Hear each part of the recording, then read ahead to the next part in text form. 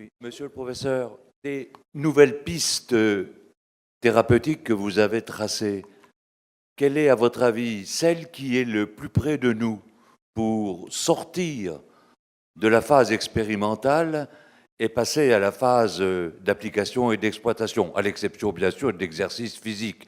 Je pense surtout à ce que vous aviez dit sur la vaccination, à votre réponse sur l'immunothérapie, à la transplantation de cellules souches, voire à l'utilisation basique de traitements contre le diabète. Alors, ce qui est le plus près de vous, vous l'avez exclu d'emblée de votre question, c'est l'activité physique. Hein. Et certainement, probablement, les molécules de la famille des traitements contre le diabète, parce qu'on va pouvoir, en tout cas nous, dans nos centres, les tester, à mon avis, dans les 2 ans, et observer ou pas des résultats qui vont modifier nos pratiques. Voilà, pour donner un exemple simple. La transplantation de cellules souches, alors là, on est vraiment dans le futur. Il y a encore des mises au point en cours et les étapes sont encore plutôt dans la phase 1, notamment pour les patients. Grosso modo, quand on dit phase 1, c'est quoi? Ça veut dire, si tout se passe bien, c'est pas avant 5 à 10 ans. Alors, ça prend du temps en général, c'est au minimum 5 ans. D'accord. Alors, autre question dans la salle. Allons-y. Ici, la numéro 2. Attendez, la numéro 3, si elle est déjà prête. Allez-y.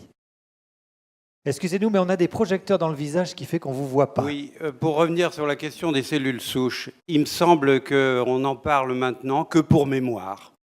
Il y a quelques années encore, on l'évoquait négativement. On faisait allusion au fait que les cellules souches étaient à leur tour contaminées comme les autres et que c'était donc une voie sans issue. Ou bien on parlait de prolifération anarchique, donc c'était soi-disant très dangereux. Pourtant, je ne sais pas si c'est le cas de plusieurs pays, mais nous revenons actuellement de Cuba, où depuis pas mal d'années, une dizaine d'années, l'opération est, semble-t-il, couramment pratiquée. Alors, les témoignages sont positifs. Qu'en est-il ? Est-ce qu'il faut traiter ça avec dédain ou est-ce que ce qui est fait dans ce pays a valeur pour les autres ?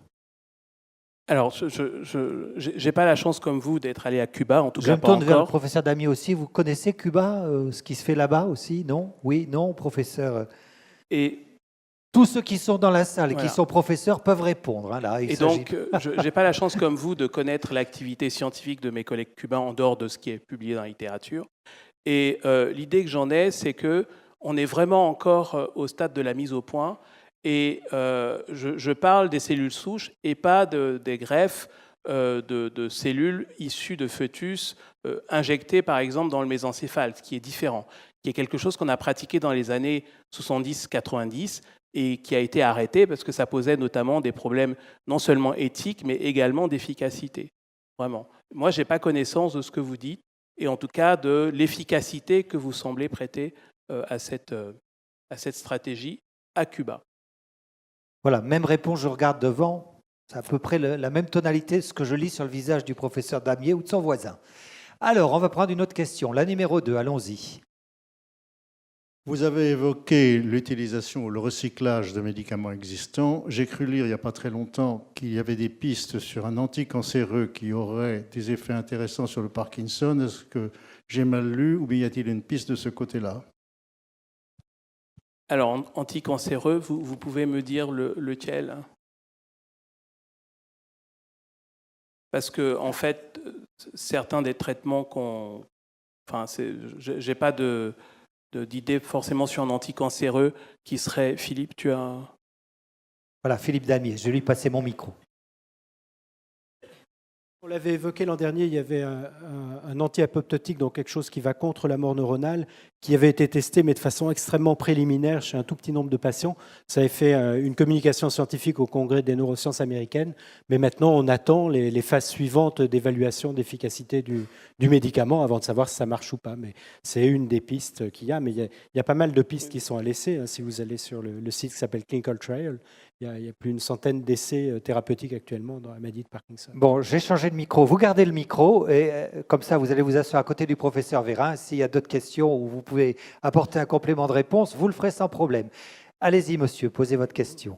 Vous n'avez pas évoqué les méthodes de stimulation cérébrale. Quel est l'avenir?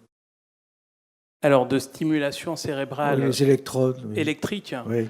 bah, en fait, je ne les ai pas évoquées parce qu'elles sont maintenant bien établies dans notre stratégie de traitement et qu'elles font partie de ce qui est déjà à disposition comme arsenal thérapeutique pour soigner les patients.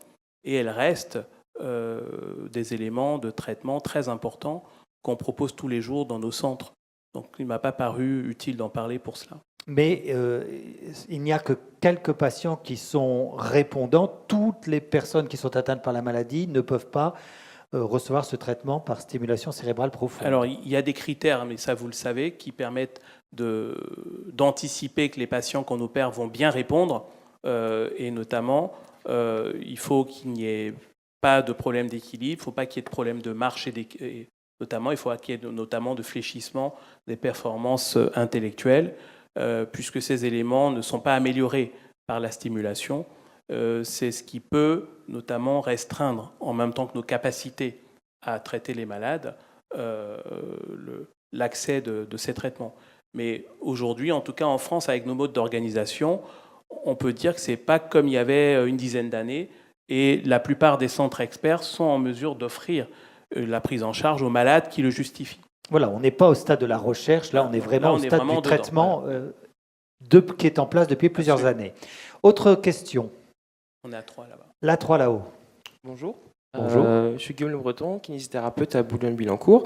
Vous avez parlé de vaccination. En général, la vaccination, enfin pour moi, c'est un procédé préventif plutôt que curatif. À quel type de patientèle est-ce que vous l'administriez, qu'elle soit active ou passive?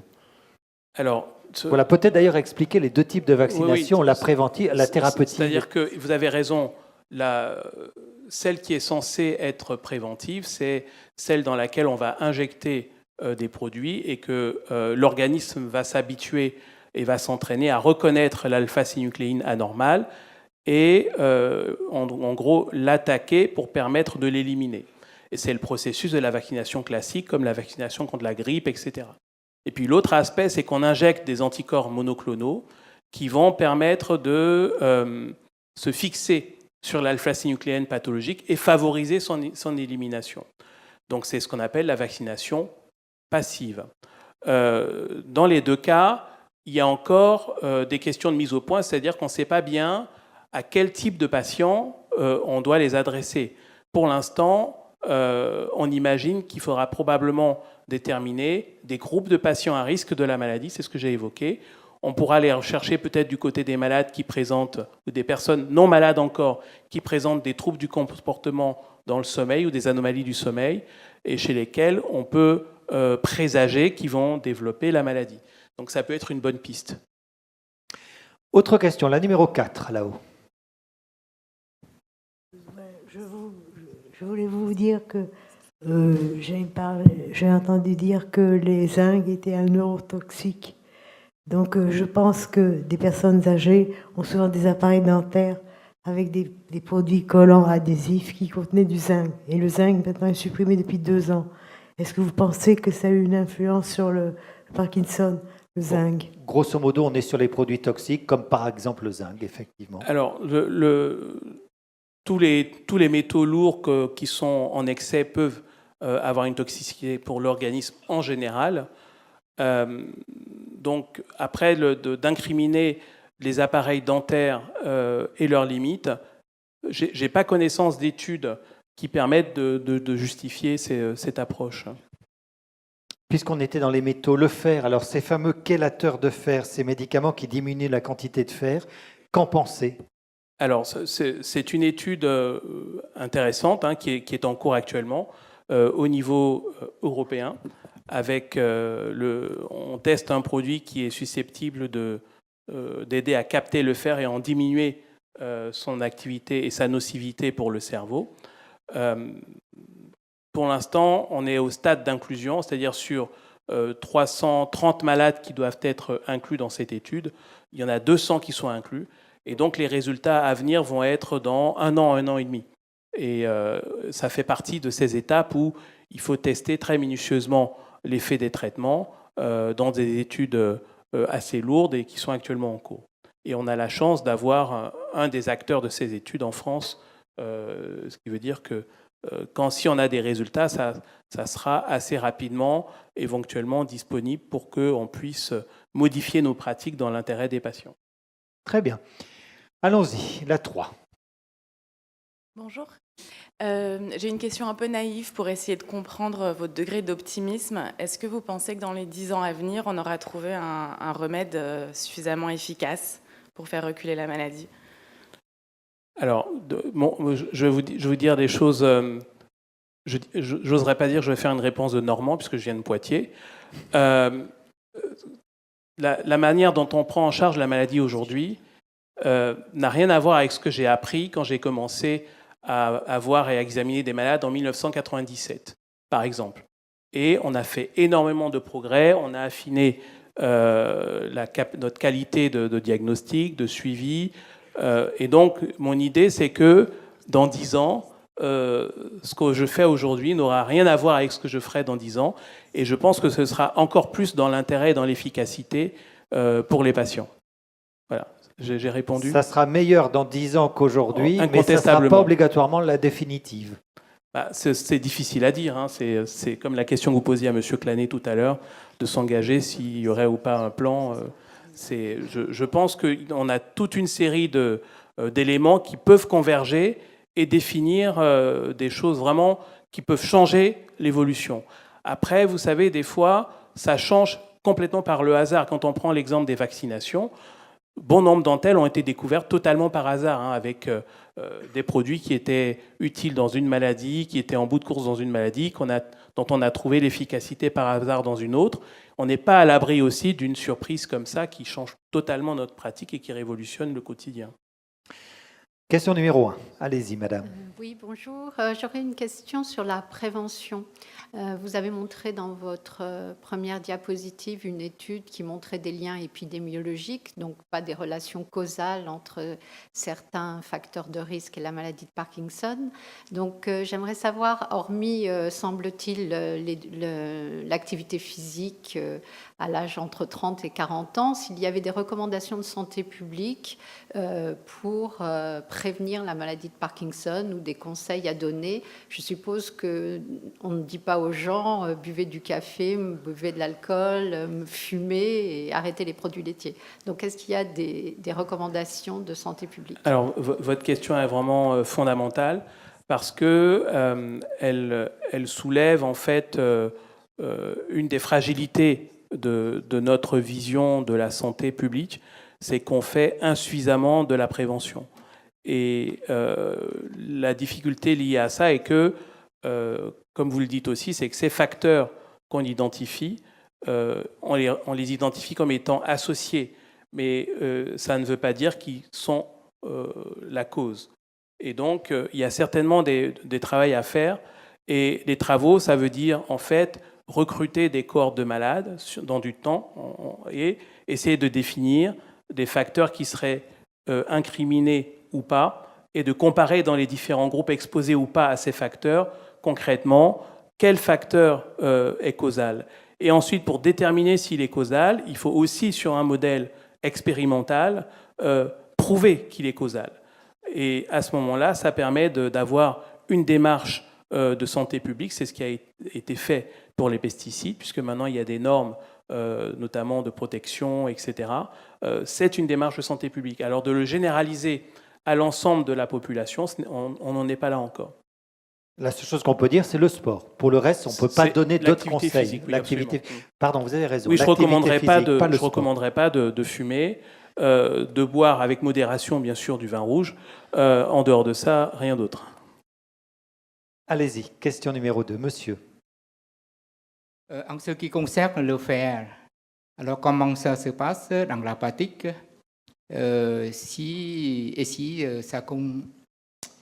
ça affecte aussi le problème d'anémie aussi. En ce qui concerne le, pardon, vous avez le dit problème d'anémie. Puisque le fer, si on diminue le fer, il y a... Oui. Là, en fait, le rôle du fer dont on parle, c'est un fer qui s'accumule à l'intérieur de manière anormale à l'intérieur des cellules, dans le cerveau, et donc qui ne concerne pas le fer qui circule dans le sang. En fait, on ne fait pas de parallèle. Même si, quand on a trop de fer dans le sang dans certaines maladies comme l'hémochromatose, qui est une maladie dans laquelle on peut avoir des problèmes neurologiques.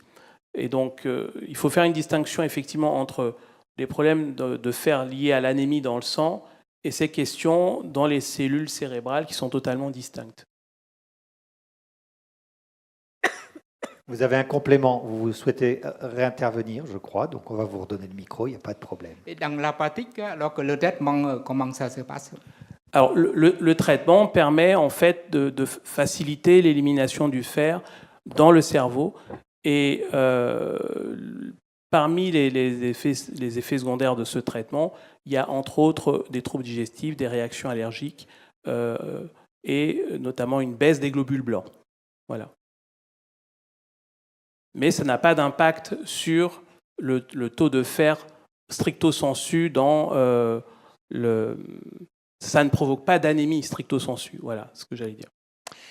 Madame, je vous en prie. Bonjour, je me demandais si une exposition prolongée au stress, une situation de stress prolongée pouvait être un facteur aussi qui pouvait favoriser l'apparition de la maladie de Parkinson. Et une autre chose aussi, c'était de savoir s'il y avait déjà des études de fait sur les patients atteints de maladie de Parkinson qui faisaient de la sophrologie ou de la méditation en complément de l'activité physique et du traitement médicamenteux. Alors, on va commencer par le stress. Est-ce que le stress peut être à l'origine de la maladie? Alors, je serais tenté de dire qu'il est fréquent de découvrir à la faveur d'un facteur de stress important, donc par exemple une maladie, un cancer du sein ou un deuil, etc., de démasquer la maladie. Et donc, à ma connaissance, on n'a pas établi de lien de causalité.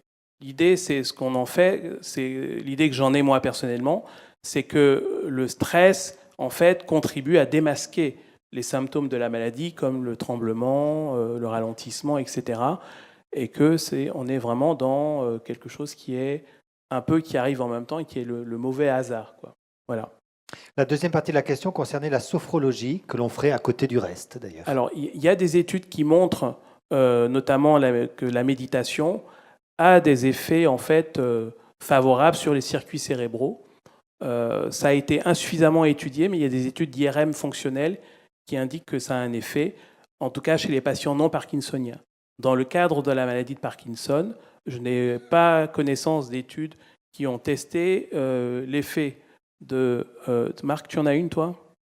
Oui, il y a pour ce qui est de la sophrologie, une technique qu'on a adoptée à Rennes pour préparer les patients qui vont vers la stimulation cérébrale profonde. Et il y a le gouvernement finance actuellement une étude, ce qu'on appelle un PHR-IP, comme les PHRC, qui vise à montrer l'intérêt de la sophrologie pour préparer la stimulation cérébrale profonde. Donc, vous voyez, il y a des études en cours qui amèneront à un niveau de preuve suffisant pour dire que ce type de thérapeutiques alternatives sont utiles. Oui, mais en fait, l'idée, c'est on prépare les malades, ça permet de relaxer les malades pour les préparer pour un traitement. Mais ce que j'entendais dans la question, c'est est-ce que ça a un effet sur la maladie? Protecteur. Est-ce que ça a une influence sur la maladie? Neuroprotecteur, ça, le niveau de preuve ma réponse sera pas était, suffisant, à ma connaissance, on sait que ça modifie le fonctionnement cérébral favorablement, oui.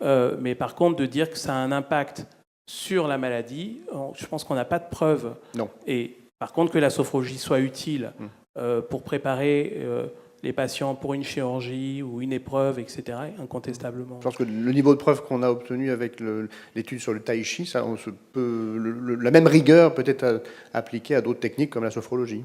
Alors, tous les numéros s'agitent. Alors, on y va. Le 4 en haut. Oui, bonjour. Bonjour. Alors, à l'ère d'Internet et de toutes les légendes urbaines qui circulent, Je voulais savoir quel était le crédit que vous donniez à la marijuana et de savoir si on pouvait jeter toutes ces légendes urbaines, etc. Voilà, c'est une question qui a été posée d'ailleurs déjà ce matin. Je vais me défausser. Ici, on a une grande scientifique dans la salle qui vient de faire une demande scientifique qui va tester l'effet du cannabis sur la maladie et sur les modèles expérimentaux. C'est pour dire qu'il y a besoin d'avoir des preuves scientifiques, de savoir qu'est-ce que ça fait réellement pour pouvoir traiter ces questions-là. Et donc, à ce stade, moi, je ne peux pas vous dire qu'il faut utiliser ou pas la marijuana, puisque je n'ai que des évidences pour le déconseiller, en particulier pour les sujets jeunes, chez lesquels on connaît les ravages, puisque je vois que vous êtes assez jeune. Voilà, en tout cas, il y a une étude qui va être lancée. Il y a une étude chez le petit animal et chez les patients qui vont être lancés pour tester chez le petit animal ce que le cannabis fait dans le cerveau et dans le système nerveux, notamment dans les modèles de la maladie. Et puis ensuite, il y aura certainement un transfert chez l'homme, mais c'est quelque chose qui va se faire sur 2-3 ans. Hein. C'est ça, Christelle? Voilà. Question numéro 2. Oui, bonjour. J'ai lu sur une rubrique que l'estomac et le cerveau étaient frères jumeaux. Y a-t-il quelque chose au niveau de la recherche là-dessus? Voilà, on a même dit que l'estomac, c'est le deuxième cerveau du corps. Oui, absolument. Il y a de nombreux travaux sur le rôle pas tout à fait de l'estomac, mais du tube digestif en général. Nos amis, notamment des chercheurs de l'équipe de Nantes, étaient parmi les précurseurs de ces travaux. Et l'idée qu'on en a, c'est que dans le tube digestif, il y a d'abord tout un lot de bactéries qu'on appelle le microbiote, qui interagit de manière très complexe avec notre système immunitaire et qui pourrait être impliqué notamment dans la réponse inflammatoire et l'immunité qui favorise ou pas les maladies. Et deuxièmement, on pense que ça peut être l'un des stades initiaux de la propagation de l'alpha-synucléine agrégée qui remonte à travers le tube digestif, à travers les nerfs qui commandent le tube digestif et qui remontent vers la partie basse du cerveau, jusqu'au cerveau pour diffuser. Et donc, de connaître ce qui se passe au niveau du tube digestif est aussi un enjeu de traitement, puisque on s'est rendu compte, par exemple, que, encore une étude épidémiologique qui a été faite en Europe du Nord, dans le temps, pour traiter les ulcères, on pouvait couper le nerf qui contrôlait l'estomac et le tube digestif. On appelle ça le nerf vague. Et cette opération s'appelait la vagotomie. Et quand on a examiné, en Europe du Nord, ils font ça très bien parce qu'ils font des registres de gens qui sont malades. Quand on a regardé dans les registres les gens qui avaient une vagotomie versus ceux qui n'en avaient pas, on s'est rendu compte que ceux qui avaient une vagotomie avaient beaucoup moins de Parkinson. Et donc l'hypothèse de cette étude épidémiologique confirme, et que ça confirme peut-être qu'il se passe quelque chose au niveau digestif. Incontestablement, oui. Ah, beaucoup de chercheurs que j'ai l'occasion de rencontrer dans ma pratique quotidienne disent le microbiote, le microbiote, le microbiote. C'est vraiment un champ d'expérimentation et d'études énorme en ce moment.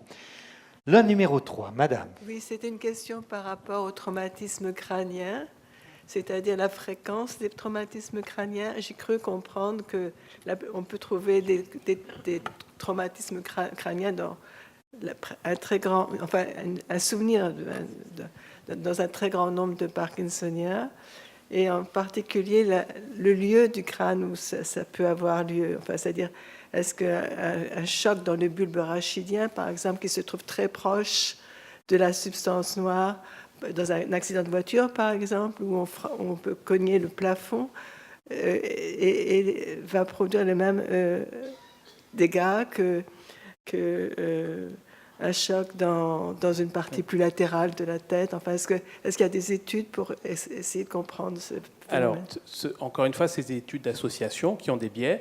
C'est-à-dire qu'on s'est rendu compte que chez les patients qui avaient des traumatismes crâniens, on avait beaucoup plus de risques de fréquence de Parkinson. Et chez les patients parkinsoniens, il y avait aussi des histoires de traumatisme crânien. Par contre, à ma connaissance, il n'y a pas eu d'analyse du type de traumatisme crânien. Et je dirais, pour conforter le risque, le rôle des traumatismes, qu'il y a une forme de Parkinson, notamment, par exemple, chez les boxeurs. Enfin, est de notoriété publique, d'un des plus grands boxeurs de tous les temps, qui nous a quittés il y a quelques années maintenant, avait une forme de Parkinson qui n'était pas une maladie de Parkinson classique et dont on pensait qu'elle était liée à la succession de traumatismes liés à son activité de boxeur. Donc incontestablement, le traumatisme fait quelque chose, mais on n'a pas été encore jusqu'à analyser de quelle manière, comment, à quel endroit, etc. Donc ça, je ne peux pas vous répondre. L'autre question, ça serait... Pardon. L'autre question, ça serait le temps que vous pensez qui pourrait se dérouler entre le traumatisme accidentel et le... Alors, ce qu'il y a, c'est que dans ces études, il y a aussi des biais, parce que, par exemple, vous savez qu'il y a un certain nombre de syndromes parkinsoniens qui se révèlent par des problèmes d'équilibre et des chutes. Et donc, il n'est pas exclu que dans ces études, on ait recruté aussi comme ça des patients qui ont des syndromes parkinsoniens et qui tombent. Donc, il faut quand même rester prudent et pas... donc, c'est difficile de vous dire au bout de combien de temps, quel est l'intervalle libre, le délai, de quelle manière. Ça n'a pas été vraiment étudié, en fait. Voilà, on va prendre une dernière question et puis après, on reviendra aux questions un petit peu plus tard, dans quelques temps. Allez, vous, monsieur, la dernière question, et puis après, on va parler des sciences humaines. Oui, merci. Existe-t-il des études sérieuses, crédibles, sur l'incidence de la maladie de Parkinson sur l'espérance de vie? Alors, qu'est-ce que vous appelez l'espérance de vie? Eh bien, écoutez, sur l'espérance de vie moyenne, on dit qu'actuellement, par exemple, pour commencer par elle, galanterie oblige, les femmes ont une espérance de vie de 83 ans. Dit autrement, est-ce que la maladie de Parkinson diminue l'espérance de vie? Et les hommes, un peu moins. C'est ça. Hein. Ouais. On a beaucoup d'études sur l'évolution de la maladie. Et dans mon souvenir, j'ai pas d'études, comme vous dites, sérieuses et crédibles qui testent l'hypothèse selon laquelle la maladie de Parkinson, diagnostiquée à un certain âge, diminue en fait l'espérance de vie, puisque c'est ça votre question. Ça, je ne sais pas répondre. Par contre, je sais, et vous savez, que ça modifie la qualité de vie. Voilà. Mais l'espérance de vie, je ne sais pas répondre.